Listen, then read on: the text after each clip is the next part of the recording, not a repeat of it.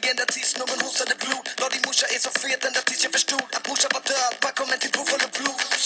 Vad det handlar om rätt var Sverige. Kallar det för peptalk, peptalk, peptalk. Morsa sa alltid backa innan det händer något. Men ibland är det svårt att bete sig som barna Bernadotte. Om ni försvinner med mitt gas kan vi dribbla längre än fram och tillbaka. Vi kommer nästan ingen vart som bollen i en pingismatch. Så du kör mig tills sen bränner jag en artist och 1000 åter drar jag ut min kuk ur röven. Kommer ändå något ny, jag suger på den. Varför? För branschen är så sjukligt låg. Jag är framgångsrik, nu kör jag bilen själv för då slipper chauffören så kör med handbroms i.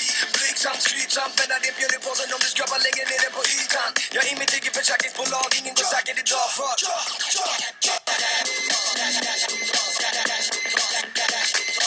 alla vill ha cash och nu hoppar de in. Alla vill ha cash och nu hoppar de in. Alla vill ha cash och nu hoppar de in. Har jag lite i min bag, jag då går jag på din. Alla vill ha cash och nu hoppar de in. Alla vill ha cash och nu hoppar de in.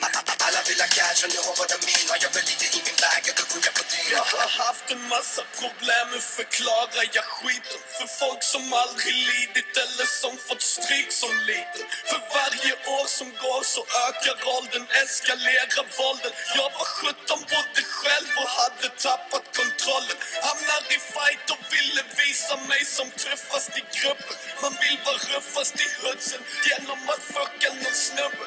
Om man slår ut sin vrede och man slutar inte förrän det är för sent och går och lägger sig. Jag måste sluta hävda mig.